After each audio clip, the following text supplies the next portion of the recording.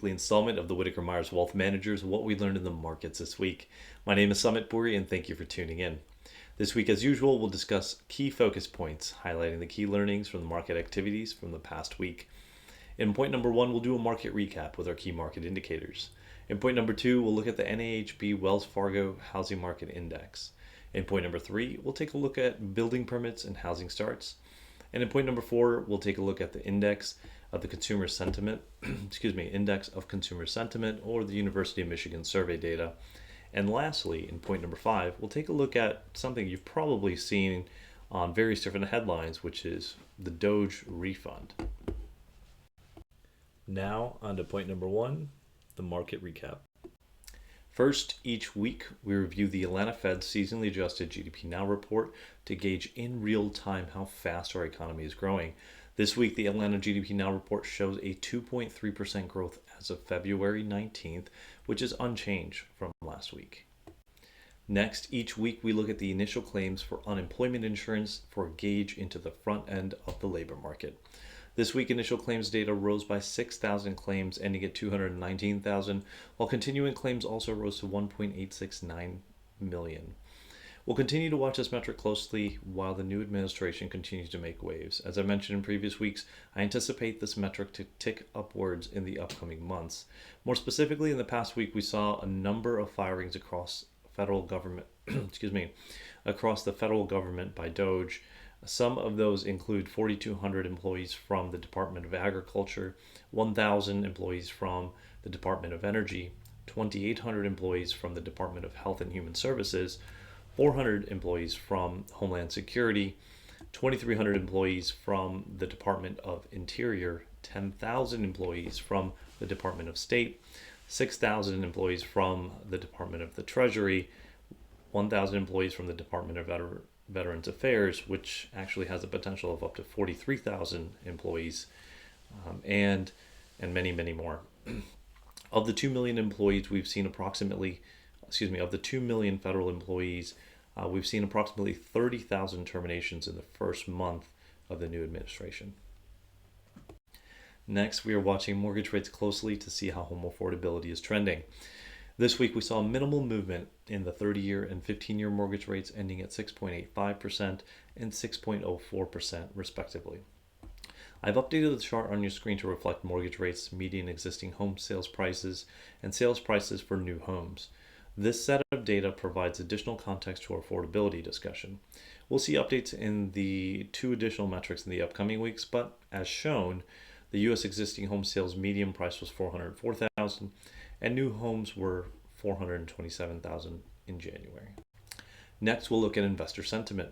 One component of investor sentiment is the measurement of the bull to bear spread. The latest update shows the bull to bear spread rose from a negative 18.85% last week to a negative 11.27% this week. Investors are still feeling more bearish with the current market. Now, we'll talk more about sentiment indicators later in this discussion. Next, we'll update you all on the Fed rate cut probabilities based on future contracts. Currently, the CME Fed Watch tool is calculating a 6% probability of a 0.25% decrease and a 94% probability of no decrease in March. And finally, let's take a look at how the markets ended. Last week, the S&P 500, which is our proxy for growth and growth in income, but only when considered together, ended negative 1.63%. The Russell 2000, which tracks small and mid-sized companies, or aggressive growth in our Dave Ramsey vernacular, was negative 3.69%. And the MSCI EAFE, which tracks international stocks of developed countries across the globe, excluding the US, was negative 0.12%. International stocks took the win again this week, being the smallest loser. Remember, we watch these market and sector fluctuations weekly to show you in near real time not only how the markets are performing, but the importance of diversification. Nearly every week we have a new leader. Appropriate diversification decreases your risk while exposing you to the upside. If you'd like an unbiased review of your portfolio, don't hesitate to connect with one of our advisors today. On to point number 2, the NAHB Wells Fargo Housing Market Index. In February 2025, builder sentiment in the U.S. dropped due to concerns about tariffs, high mortgage rates, and housing costs. The National Association for Home Builders, or the NAHB/Wells Fargo Housing Market Index, fell to 42, and this is a 5-month low. Key factors contributing to this decline include tariffs, which certainly highlight the uncertainty regarding the tariffs on imported appliances and softwood lumber has builders worried about increasing costs. According to the NAHB, 32% of appliances and 30% of softwood lumber come from international trade. Mortgage rates. Elevated mortgage rates are reducing the pool of eligible home buyers and weakening the use of sales incentives. Rates near 7% add to cost challenges for builders and consumers. Housing costs. High housing costs continue to be a concern, with efforts needed to bend the housing cost curve to enable more attainable housing.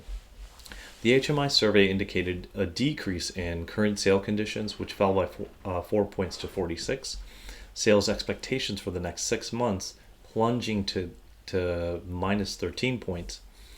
And traffic of prospective buyers, which posted a 3-point decline to 29. All of these key factors are being watched very, very closely. Regional HMI scores also showed declines except in the South, which held steady. Northeast fell 3 points to 57, and the Midwest moved 2 points lower to 45, and the West edged 1 point lower to 39. On to point number 3, building permits and housing starts. In January, there were notable shifts in the U.S. housing market. Housing starts experienced a decline of 9.8% compared to the previous month and 0.7% decrease year over year.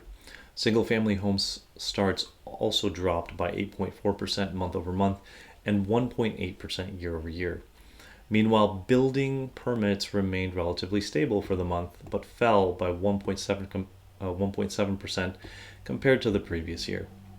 In contrast, housing completions showed positive momentum, increasing by 7.6% from December to January and 9.8% year over year. Now, several factors contributed to the shifting sentiment in the home construction sector. Builders are increasingly concerned about rising material costs, labor shortages, and elevated mortgage rates. The concerns have led to a slowdown in new projects and a decrease in builder confidence.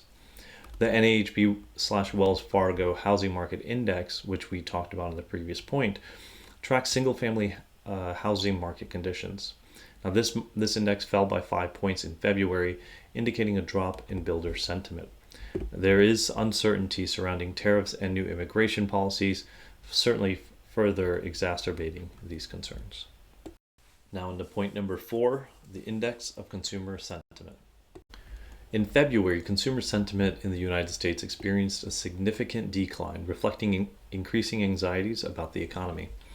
The University of Michigan's Consumer Sentiment Index dropped 64.7%, surprising economists and marking a substantial decrease from previous months.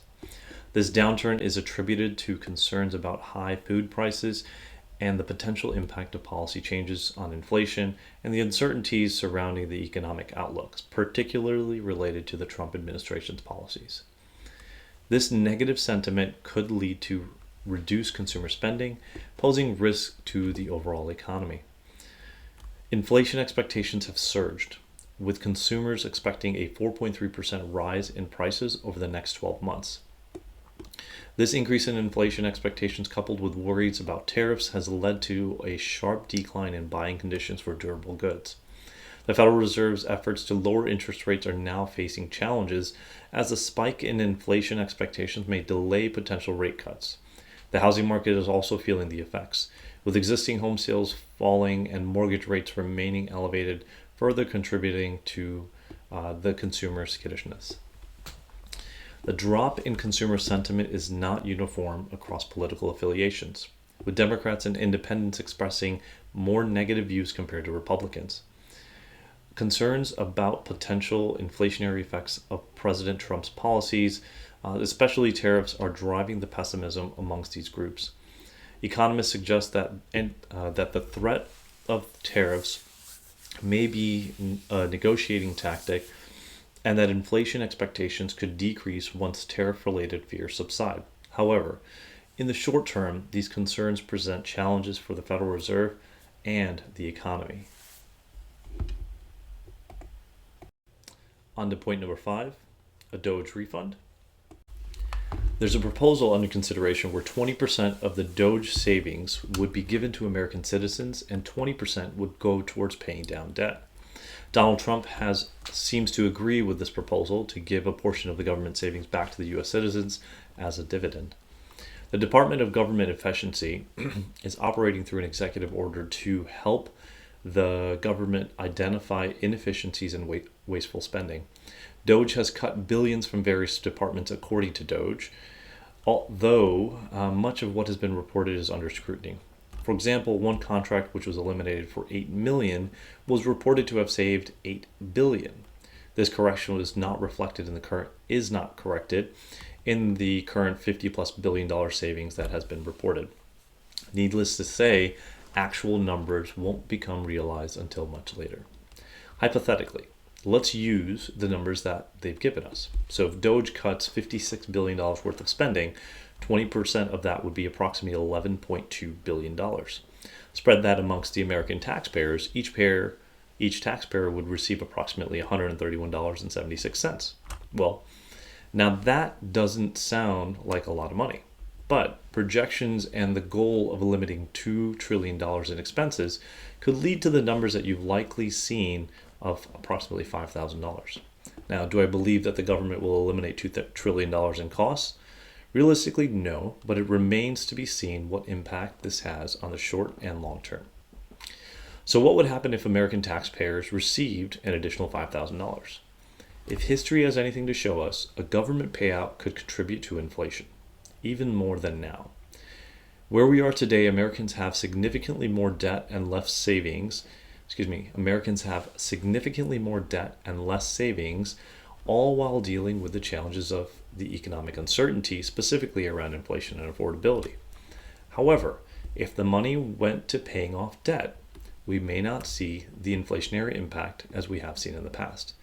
This all remains to be seen, and the realization of a refund seems more of a pie in the sky to me. And that, friends, concludes our discussion for this week. Thank you once again for tuning in. If you find this information helpful and informative, please take a moment and hit that like button below. By hitting that like button, you help push our content out to other viewers and listeners across all of our social media outlets. If you'd like to see our latest videos on your feed, including new content released by our team, make sure to subscribe below. Also, if you'd like to meet with any of our financial coaches or advisors, please click on the link in the description below to schedule a meeting. Thank you again for watching. We look forward to seeing you next week.